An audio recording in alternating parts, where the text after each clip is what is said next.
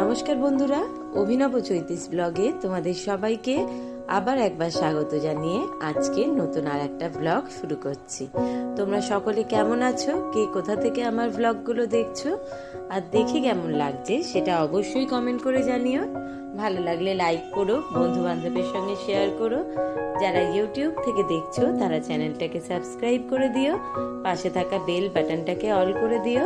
আর যারা ফেসবুক থেকে দেখছো তারা পেজটা অবশ্যই ফলো করো।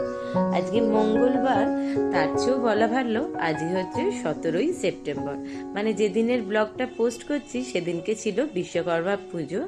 তো মাঝখানে বিশ্বকর্মা পুজোর কদিন একটুখানি ধকল যাওয়ার পর শরীরটা তেমন ভালো ছিল না, তাই তেমনভাবে কোনো ব্লগ পোস্ট করতে পারিনি বলে এটা পোস্ট করতে একটু লেট হয়ে গেল। সকালবেলা ঘরদোর পরিষ্কার করে স্নান করে এসে আগে ঘরের ঠাকুরকে পুজোটা দিয়ে নিয়েছি। সমস্ত কিছু পরিষ্কার গতকাল রাত্রিবেলাই সেরে রেখেছিলাম, মানে আগের দিন পুজোর রান্না মোটামুটি 11টার মধ্যে মিটে গেলেও দুটো গ্যাস, রান্নাঘর, পুরো হলটা মুছে পরিষ্কার করে খাওয়া দাওয়া মিটিয়ে সব গুছিয়ে ঘরে ঢুকতে ঢুকতে প্রায় 2:30টার মতো বেজে গেছিল। তো মোটামুটি সমস্ত কাজ রাত্রিরে সেরে রেখে শুয়েছিলাম, তাই সকালবেলা উঠে তেমন কিছু কাজ ছিল না, শুধু ঘর দোরগুলোকে একটু মুছে পরিষ্কার করে, এই যে গ্যাস ওপর গতকাল রাত্রেই পরিষ্কার করে রেখেছিলাম, ঘরদোর মুছে স্নান পুজো করে নিয়েছি। এবার ঝটপট গ্যাসের ওপরে আলপনা দিয়ে, গ্যাসে যেমনভাবে সাজিয়ে ফুল দিয়ে মনসা ডাল দিয়ে পুজো হয়। অয়নদা বলেছে যদিও আস্তে আস্তে প্রায় 10টা 10:30টার মতো বাজবে, আবার আজকে তোমাদের দাদারও তাড়াতাড়ি অফিস বেরোনোর আছে। তো সেই জন্য ঝটপট করে এখানে আগে ঠাকুরের পুজোর সমস্ত ফল মিষ্টি জোগাড় করে বাসনপত্র গুছিয়ে এখানে অষ্টনাগের আলপনা এঁকে চন্দন সিঁদুরের টিপ পরিয়ে ফুল আলাদা করে রেখেছি, গ্যাসে আলপনা দিয়ে ঠাকুরের প্রসাদগুলো সমস্ত কিছু গুছিয়ে এনে রেখেছি। শুধু অয়নদা আসবার অপেক্ষা। অয়নদা আসলে, অয়নদার পুজো হয়ে গেলে আর কি আশেপাশে যাদেরকে একটু প্রসাদ দিতে হয় আর কি, সমস্ত কিছুতে আগে তো পাড়া প্রতিবেশীকে প্রসাদ দেওয়া নেওয়া করাটাই নিয়ম। তো সেরকম যাদেরকে প্রসাদ দেবার আছে প্রসাদ দিয়ে, আর আজকে আমরাও মনে করেছি সকালবেলা একটুখানি বেরোবার আছে, তাই আর জলখাবার কিছু খাবো না, যেহেতু দাদার তাড়াতাড়ি অফিস, ওর 1:30টায় বেরোনো। তো তার আগে খাওয়া দাওয়া সেরে একেবারেই সকলে মিলে বেরিয়ে পড়ব। সবচেয়ে বড় মুশকিলের যে কাজ, সেই কাজটা আজকে সারতে যাব।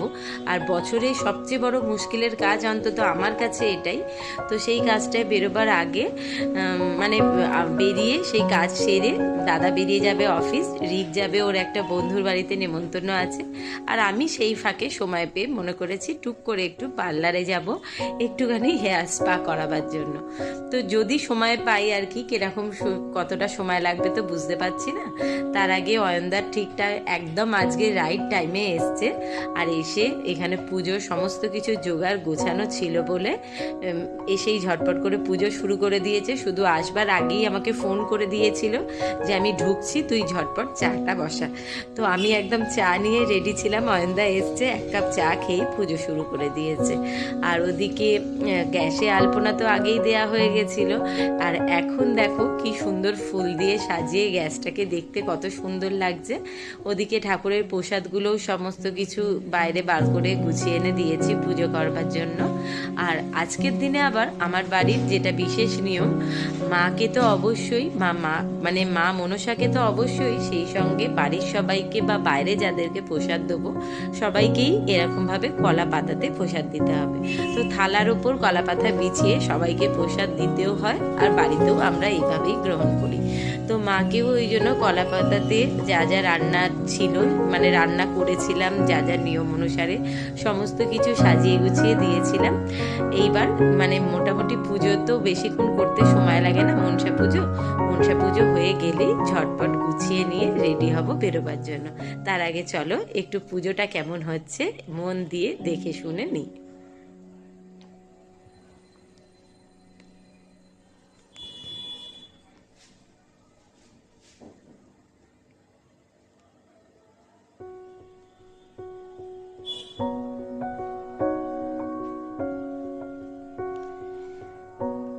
ঠাকুরের জন্য 5 রকম ফল, মিষ্টি, যদিও দাদা আজকে অন্য মিষ্টি না এনে কেন জানি না ঘরের ঠাকুর, মা মনসা সবার জন্যই লাড্ডুই এনেছে।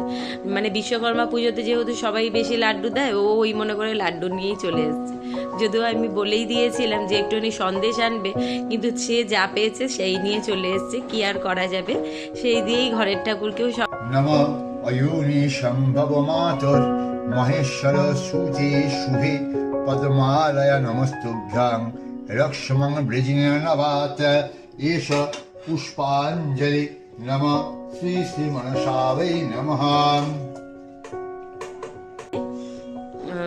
বেরিয়ে পড়েছি সমস্ত কিছু গুছিয়ে, খাওয়া দাওয়া করে একেবারে একটুখানি মার্কেটে যাব বললামই, টুকটাক কিছু কেনাকাটার আছে সেইগুলো সেরে দাদা বেরিয়ে যাবে অফিস, রিক যাবে বন্ধুর বাড়ি, আর আমি সেই সুযোগে একটু ঝটপট হেয়ার স্পা করে আসবো।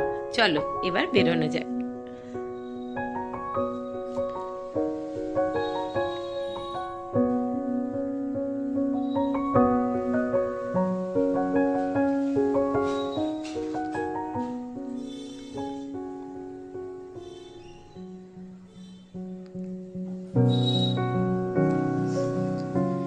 সবচেয়ে বড় মুশকিলের কাজ যেটা বলছিলাম সেটা হচ্ছে এইটা।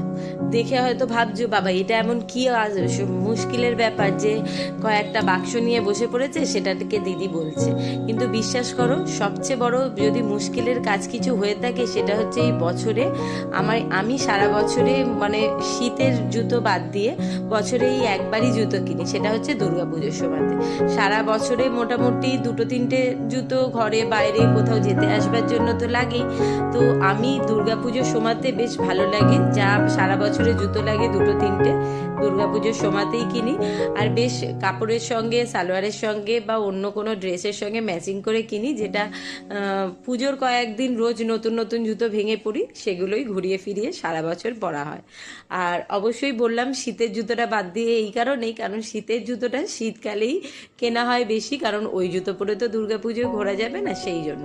তো একবারে দাদার একটা, ছেলের একটা, আর আমার মাত্র একটা জুতো কিনেছি। 2-3টে বললেও একেবারেই, যে কারণে এতক্ষণ ধরে মুশকিলের কাজ বলছিলাম, সেটা সবচেয়ে বড় মুশকিল এই কারণে, কারণ তোমাদের দাদার মতে আমার পায়ের একটা বিচ্ছিরি রকম মানে বাজে শেপ, আমার পা নাকি অনেক বড়। তো আমি আবার বেশি হিল তো দূরের কথা, অল্প হিলও খুব একটা পরতে পারি না, খুব কম হিল জুতো পরি। আমার জুতো পছন্দ হওয়া একটুখানি মানে আমার কাছেও বড় ঝক্কির ব্যাপার আর কি। মানে কি বলবো, জুতোর দোকানে গেলে কোনো জুতো পছন্দ হয় না, কোনোটা পছন্দ হলে তার সাইজ আসে না আমার পায়ের মতো, কোনোটা সাইজ থাকলে সেটা হয় আবার ভীষণ বড় হিল, বা কোনোটা হিল নয় এমনি জুতো, তো সেটা আমার পছন্দ হয় না। এই কারণে বছরে যেদিনই জুতো কিনতে যাওয়ার দিন থাকে সেদিন আমি, তোমাদের দাদা আর রিক 3জনই ভীষণ ভয় থাকি, কারণ এই জুতো কেনবার চক্করে আমাকে যে কতক্ষণ সময় দিতে হবে আর কটা দোকান ঘুরতে হবে, আর অবশেষে আমার পায়ের মাপের আমার পছন্দের মতো ঠিকঠাক জুতো আদৌ পেয়ে উঠবো কি না, এটা সবচেয়ে বড় একটা চিন্তার কথা। আর যে দোকানেই ঢোকা হোক না কেন, সেই দোকানে আগেই ছেলে আর তার বাবা দুজনেই বলে আগে মায়ের জুতো বা আগে তোমার জুতো দেখে নাও, তোমার পছন্দ হলে তারপর আমরা লাইনে আছি। কারণ হচ্ছে কি, জুতোটা আমার পায়েই বেশি সমস্যার হয়, কারণ আমি মোটামুটি আমার 9 নম্বর সাইজে জুতো লাগে, আর যেহেতু হিল পরি না এখনকার, মোটামুটি বেশিরভাগ জুতোই হিলের, তো এই নিয়ে সমস্যা চলতেই থাকে। তো আজকে যদিও একটা আশ্চর্যের বিষয়, অনেকগুলো দোকান ঘুরলো, সবার প্রথমে যে দোকানটায় ঢুকেছিলাম সেই দোকানেই এই জুতোটা দেখেছিলাম, আর দেখে আমার ভীষণ পছন্দ হয়ে গেছিল, পায়ের মাপের, সুন্দর কালার আমার পছন্দের, আর একদম হিল নেই, তাই এইটা প্রথম কিনে নেওয়া হয়ে গেলেও আর যে 2-3টে কেনবা সেরকম আর একটাও পছন্দ হয়নি, তাই আজকে আমি একটাই নিয়ে এসেছি, আবার অন্য কোনো দিন বেরোতে হবে বাকি জুতোগুলো কেনবার জন্য। যাই হোক, এই সবচেয়ে বড় কাজ বলছিলাম এই কারণেই, কারণ আজকে আমার পছন্দের জুতো কিনতে যাওয়ার কথা ছিল। তো আমাদের 3জনের জুতো কিনে নিয়েছি, মায়েরটা শুধু কেনা হয়নি, মাকে নিয়ে অন্যদিন যেতে হবে। দিয়ে রিক গেছিল বন্ধুর বাড়ি, দাদা বেরিয়ে গেছিল অফিস, আর সেই পাকে তো তোমাদেরকে অল্প একটু শেয়ার করেছিলাম, আমিও ঢুকে পড়েছিলাম পার্লারে, হেয়ার স্পা করে নিয়ে বাড়িতে এসেছি। আর এসে জামা কাপড় চেঞ্জ করে একটু ফ্রেশ হয়ে কিছুক্ষণ রেস্ট নিয়ে তোমাদেরকে জুতোগুলো দেখাতে দেখাতেও দাদাও অফিস থেকে ফিরে এসেছিল।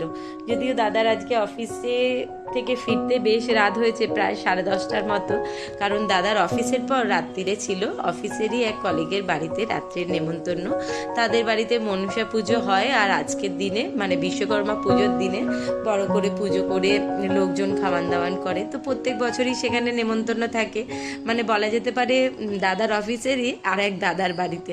তো সেই দাদা আবার প্রত্যেক বছর আমার জন্য, রিকের জন্য বাড়িতে প্রসাদ পাঠিয়ে দেয়। আর এই যে এত মিষ্টির খাজানা নিয়ে বসেছি, সব হচ্ছে এগুলো অফিসে, মানে অফিসে দাদাদের আলাদা আলাদা ব্যাচে আলাদা আলাদা প্যাকেট যে হয়, দাদাদের নিজের অফিসের যে প্যাকেট হয় সেই সমস্ত এত মিষ্টির বাক্স আজকে এসছে, প্রায় বলতে পারো 8-10টা। সেই সঙ্গে সকালে ঘরে পুজো হয়েছে, সেই মিষ্টি আজকে ঘরে মা অন্নপূর্ণার আশীর্বাদে খাবারের ছড়াছড়ি। মা মনসার রান্না হয়েছে, সেই পুজো প্রসাদ তো অবশ্যই আছে। সেই সঙ্গে আমরা ফেরবার সময়তে যেহেতু সন্ধে হয়ে গেছিল, তাই একটুখানি বিকেলবেলা রোল চাউমিন কিনে এনেছিলাম, খেয়েছি কিছুটা, কিছুটা রয়েছে রাত্রিবেলা খাবো বলে। যেহেতু দাদা খাবে না জানতামই, তাই আমাদের মতো আর রান্না করব না এমন চিন্তা ভাবনা করেই কিনে নিয়ে এসেছি।